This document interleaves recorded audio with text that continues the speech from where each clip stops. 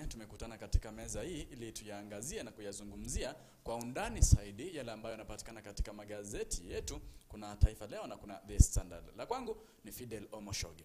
Nami ni Edwin Mukaya, na gazeti la kwangu hapa mkononi nimeshikilia gazeti la The Standard, ambapo tunaenda kukuletea yale yamenakiliwa katika magazeti haya mawili kwa mapana na marefu. Tukienda kuangazia gazeti hilo, kuna jambo huku ningependa kwanza tuweze kuliwaza na tuone kama tutatoa ushauri wowote kwa huyu kaka. Anasema hivi, yeye ana miaka 39 na bado hajaoa wala hana mpenzi. Anasema kwamba wale wapenzi ambao amewapenda kama wote hawamtaki, wanamkataa. Sasa anasema afanye nini? Mpe ushauri. Yeye mwenyewe hajasema Kenya amefanya. Wengine wakifika hiyo miaka pengine wanakimbia kwa waganga, sema Yeye anasema hajafanya jambo lolote. Anasema kwamba anaona miaka yake bado inasonga na uzee unakaribia. Anasema kwamba ashakuwa na wapenzi ndio, lakini after kukaa na wao like wiki moja wanamkataa, wanamtoroka. Jaribu Mungu. Kwa mpenzi wake. Tutaangazia baadaye mpenzi mtazamaji. Waweza kutuambia tunaita ni jamaa ama ni jamaa? Nataka ushauri tu. Anaomba ushauri wako tafadhali. Kwa hivyo mpenzi mtazamaji, waweza tuambia kwa kutuma arafa hapo chini ama comment yako, tuambie jinsi utamsaidia huyu kijana. Amefika miaka 39 na amekuwa na wapenzi ndio, lakini wote wanasema kwamba hawamtaki. Lakini unajua Edu, kuna wale wanasema kwamba mambo mazuri yapo mbele. Sijui mbele wajua mbele yeye ashafika hiyo mbele, maana yake miaka 39 labda hajafika. Unajua anasema life starts at 40, begins at 40. Bado ni kama hajafika, bado haja ngoja tu, labda miaka 60 90 70 kisha kawe 70 hivi atapata mtu, kisha kawe mtu wake wa kwanza tamaliza shule akishakufa. Maana yake sasa hata maybe atakuwa na miaka 1. Unajua tuko na lifespan miaka 70 siku hizi. Ukifika pale mwingine tunasema kwamba ni zawadi. Lakini majibu yako ndo tunaongoja huku ndani uweze kutuambia kwamba huyu jamaa tunaweza kumsaidia vipi na miaka yake yote na uzee wote umemkaribia kweli kweli. Kajaoa, hana mpenzi, wote wanamkataa, lakini pengine waweza pata tabia wote hawezi kukataa wote. If I may ask, youth huwa mtu akikuita youth hivyo miaka yako ina rank between where and where? Na depend miaka tunaangalia katika muktadha gani. Najua wanasema kwamba kwa politician ni kijana bado hadi miaka 35 na mitano, sio? Jina youth, yani youth iko wapi? Ndio kwambia youth iko wapi? 10 hadi 15, 20 ama hicho kizungumkuti hicho. Lakini kawaida miaka inakuwa 35 kuja chini. Kwanza tunasema kwamba huyo ni youth, huyo ni kijana. Kuzidi hapo sasa ushakuwa mzee. Na kama bado hujaoa, bado sijui tukuite kijana mzee, sielewi. Mzee kijana. Katika gazeti la Taifa Leo naona katika uzo wa gazeti hili kuna habari ambazo zimechapishwa katika uzo wa gazeti. Wanasema kwamba kuna mhandisi mmoja ambaye aliacha kazi ya uandishi akaanza kufanya biashara ya kuuza azali. Najua wanasema kwamba akili ni mali. Kila mtu ana zake. Akili kichwani. Ukurasa wa 11 hadi ukurasa wa 14, hiyo ndio habari ambayo imechapishwa katika ukurasa huu. Ukurasa wa 4 wanasema kwamba jaji akiri kupuuza Maraga alipotoa uamuzi wa uchaguzi usiku. Tena kuna jaji mmoja pia alitoa uamuzi usiku, I think alikuwa lakini ashaaga. Huo ni ukurasa wa 4. Ukurasa wa pili wanasema kwamba hakuna kupumua. Hakuna kupumua. Yaani Kenya sasa wananchi duni wamewekewa mzigo ya kulipa rent, kulipa karo, vitu zingine tu. Wanasema kwamba hadi vyakula vimepanda bei. Wanasema kwamba sasa maisha imeanza kuwa ngumu humu mjini. Huo ni ukurasa wa pili. Ukurasa wa 5 wanasema kwamba wazee waozea gerezani kwa makosa ya unajisi. Wazee wengi katika gereza la Eldoret wako huko kama wazee 100 wenye wako na miaka kuanzia 80 hadi 90. Kwa makosa yao ikiwa ni unajisi. Watoto wadogo. Huo ni ukurasa wa 5. Naona katika ukurasa huu wa pili, mambo makuu huko ni kuzungumzia kuhusu bei inavyopanda nchini ya bidhaa tofauti tofauti, na wanasema kwamba Wakenya wameshindwa kumudu maisha magumu. Hayo ndio yale ambayo yameangaziwa katika ukurasa huu wa mbele katika gazeti la Taifa Leo. Naam, kwa wepesi zaidi ningependa kuangazia gazeti la The Standard moja kwa moja ukurasa wa kwanza. Hapa tutaangalia kwamba walimu vile vile na civil servants na wafanyakazi wa umma ni kama wamepigwa. Kuna pigo kubwa, manake malipo yao ni kama yatapunguzwa kidogo. Kuna wale waliodhamiria kwamba pengine watapewa promotion, pengine pesa zao ziongezwe kidogo, lakini hayo ni kama hayatatendeka. Hayo utapata katika ukurasa wa 5. Katika ukurasa wa 4 tutaangazia kisa ambacho kuna mgonjwa mmoja ambaye alikuwa amemea, nasema ni growth uso, lakini aliweza kufanywa upasuaji vizuri zaidi katika hospitali moja ya Moi Referral, na hayo yote yalifanyika yakawa vizuri zaidi. Vile vile tuko hapa katika ukurasa wa 27 ambapo hapa tunaenda kuangalia kuhusu Somalia. Vile vile katika ukurasa wa 20 tutaangalia kuna giraffe anaitwaje kwa Kiswahili? Twiga. Naam. Twiga, kuna twiga mmoja aliyeweza alikuwa ni kama alikuwa amepotea, lakini aliweza kunaswa vile vile na kurudishwa mahali anastahili kuwa. Vile vile ukurasa wa 12 tunaangazia mwanamke mmoja ambaye alisaidia kutengeneza pikipiki moja ya presidential escort. Ni mwanadada ambaye amejitolea kujua kupata mwanadada ambaye ana fix vitu kama gari, kama pikipiki, si kawaida vile. Hilo ni jambo ambalo linafaa kuangaziwa kwa gazeti kweli. Naam, si vyema. Okay, niseme si vyema. Si jambo la kawaida. Tunajua kina dada, wa mama wengi wanasema kuna kazi zingine za wanaume. Unaposunguka huku katika mtaa wetu hapo wa Kisita, unajua na wanadada ambao wanafanya kazi kama hiyo. Umeona wengi kweli? Lakini wapo, lakini hawajaitengeza tu labda gari. Lakini sasa tuseme huyu ni hadithi ambayo inafaa kuwa katika gazeti, manake inapea wengine motisha zaidi, manake hadi ilifikia kutengeneza hiyo. Sasa tunasema kwamba hata wanawake pia wakuna ule wanaweza fanya kile kitendo ambacho pengine mimi kama mwanaume naweza kifanya tena vizuri zaidi. What a man can do, a woman can do better. Wanasemanga hivyo. Yes. Naam, katika ukurasa ukurasa wa 6 na 7 tunaangazia mafuta. Unajua mafuta yamekuwa kipanda, pia kulikuwa na tetezi kwamba pengine huenda mafuta haya yakaongezeka kidogo, lakini tunapa kwamba serikali ya nchi ya Kenya imesema kwamba haya mafuta hayataongezwa. Tunaenda kuangazia zaidi ni kipi kile wamekifanya ili kuzuia ongezeko la bei la mafuta haya ambayo wananchi wengi wamekuwa kilalamika. Unajua mafuta yakiongeza kila kitu lazima kitaongeza. Mafuta ndio kila kitu.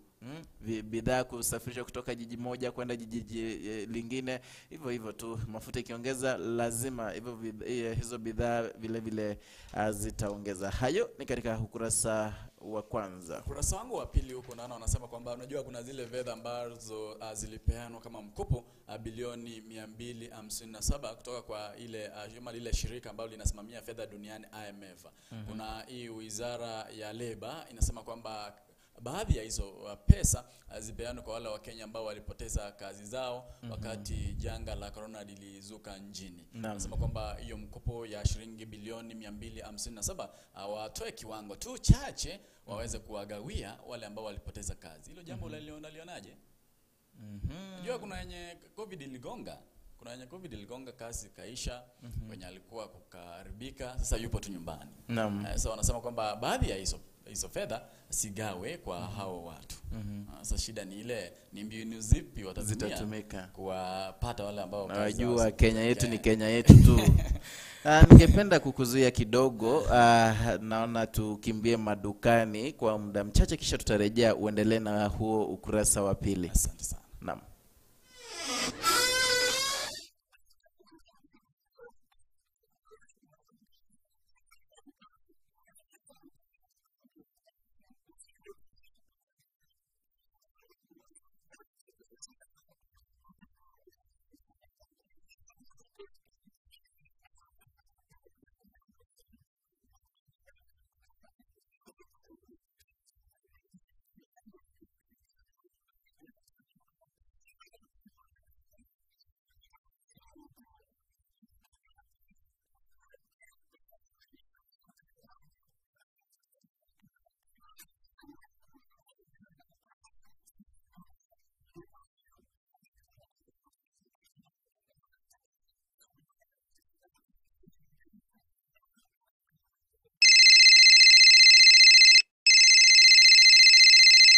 Sasa encyclopedia ya Ekegusi na soybeans zote zipo.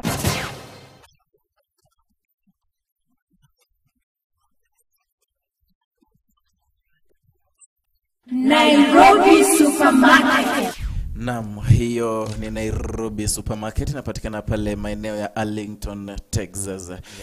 Turejea tena, karibu tena katika magazeti yetu. Tulikuwa katika ukurasa wa pili. Naam, tulikuwa katika ukurasa wa pili, nilikuwa naangalia hili jambo ambalo wanasema kwamba hii mkopo ya 257 billion waigawe kwa wale vijana, wale wazee, madada zetu wenye walipoteza kazi wakati wa janga. Unajua kuna wakati janga la corona lilizuka, likaleta shida balaa nchini. Sasa wanasema kwamba hizo baadhi ya hizo fedha watoe tu kiwango tu kidogo, wawape kitu kidogo.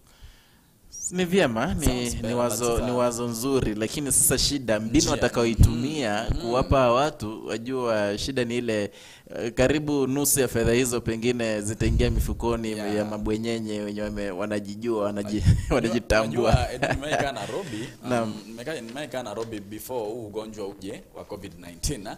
Kulikuwa na jam wakati mnaenda kupanda gari, unapata wewe unaishi sehemu fulani Westlands, unaishi Athi River, Kitengela. Sasa jioni kuanzia saa 11 hivi jioni unapata kwamba kuna watu katika station, yani zile ambazo watu wanapandia magari. Kuna watu wengi sana wanangoja kuabiri. Sasa curfew iliwekwa, na unajua curfew walisema kwamba itadumu hadi Mei 29. Walisema jana kwamba itadumu hadi Mei 29. Na ukumbuke sasa Nairobi kuna watu wanafanya kazi, wanajitafutia. Wanasema kwamba by saa 2 mtu ashakuwa amefika kwa nyumba, curfew simpate. Sasa angalia foleni ambazo zimepangwa. Unapata hapa ni saa 1 na dakika 20. Na mmepanga foleni hivi, gari sipo. Sasa mtafikaje kwa nyumba? Unajua niliishi Nairobi kiwango kidogo sana, si muda mwingi tu, japo niliona kwamba ikifika saa fulani pesa ndizo zimeongezwa, mali unaenda na mbao ama shilingi 20. Kumbuka kwamba mafuta bado ipo juu, imepanda Sasa hivyo kuna shida. Wanasema kwamba bei za bidhaa si za panda tena, shapanda tena. Naam. Bidhaa za kutumia nyumbani nasema kwamba bado zishaenda juu. Hayo ni ukurasa wa pili.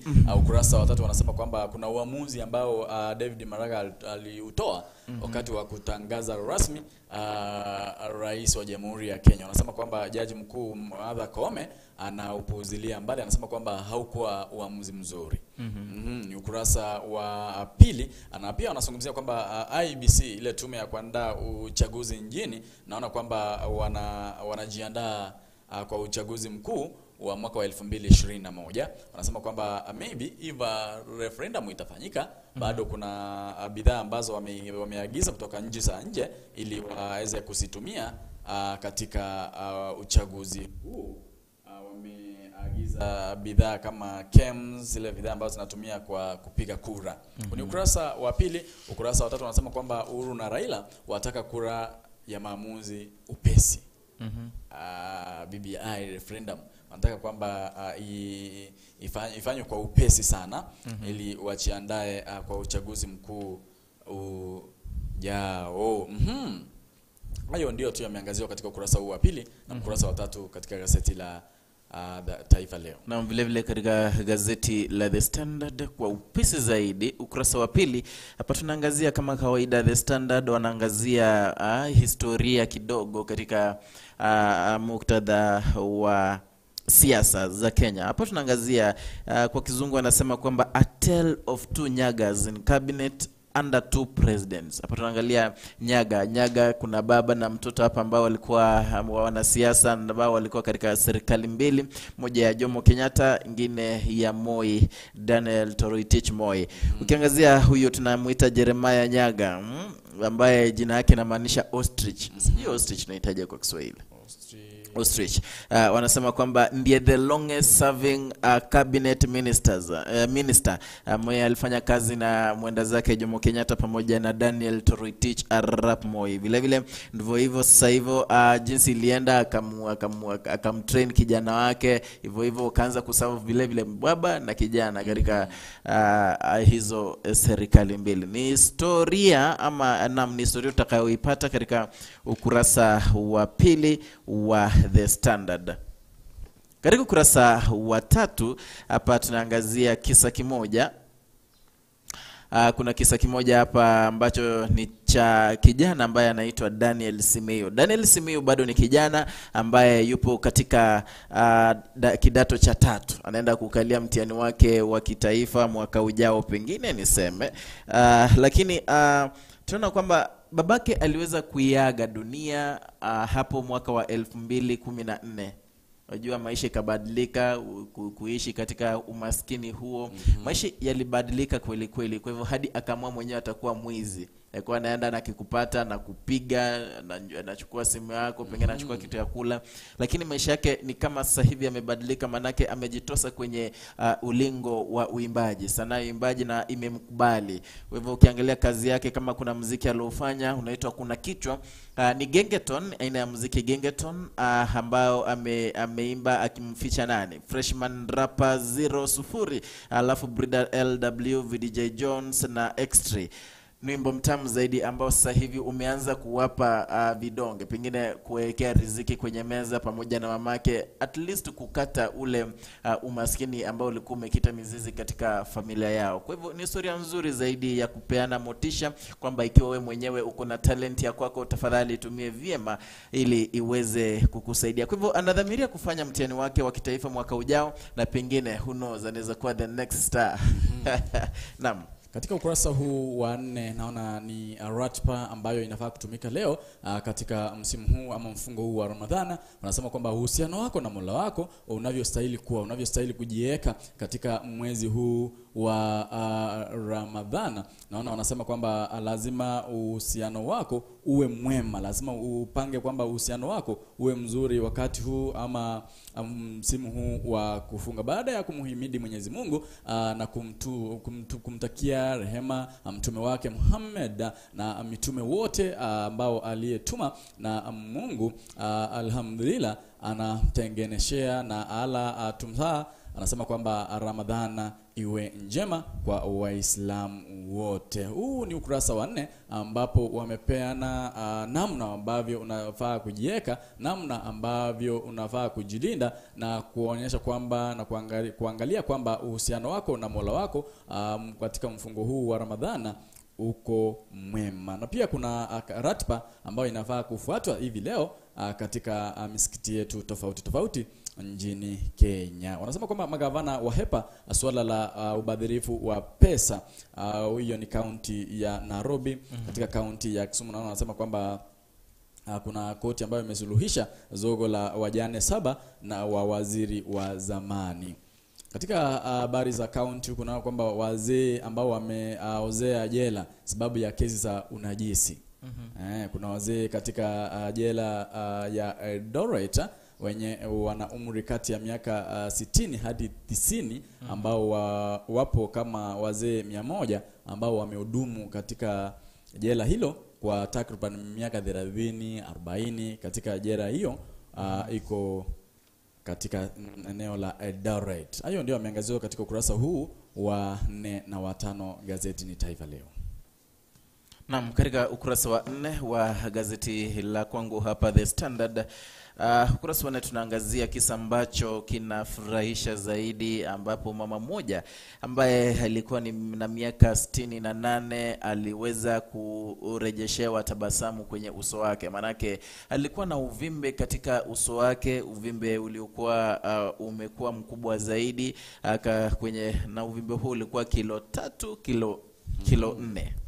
Kilo 3 kilo 4 usoni, uvimbe tu. Kwa hivyo katika hospitali kuu ya Moi tunaona kwamba kuna daktari anaitwa Dr. Francis Thuku ambaye anaitwa ni maxillofacial surgeon. Waliweza kungoa uvimbe huo wa kumfanyia upasuaji na ikawa successful. Kwa hivyo ni jambo la kufurahisha kweli kweli, manake hata huyu mama sasa hivi nikidhani mwenyewe anahisi ile furaha. Unajua ukipata uvimbe usoni, watu wengine wanakutoroka, pita njiani, watoto wanakucheka, wajua kuna hiyo emotional challenges. Lakini ndio hivyo wanasema kwamba watu wanasema kwamba sisi hapa Kenya ama Mwafrika hawezi fanya upasuaji vyema, lakini kwamba kama hii imekuwa successful inamaanisha kwamba hata sisi pia tuwaweza. Tuwaweza. Hayo utapata katika ukurasa wa 4. Katika ukurasa wa 5 tunajua kwamba kuna zile hela ambazo Kenya ilikopa kutoka kwa IMF na walikuwa wamewapatia masharti ama conditions, ambapo angalie the wage bill venye itakatwa kidogo ili waweze kutumia hizo pesa vilivyo. Sasa hivi kuna civil servants ama wafanyakazi wa umma na pamoja na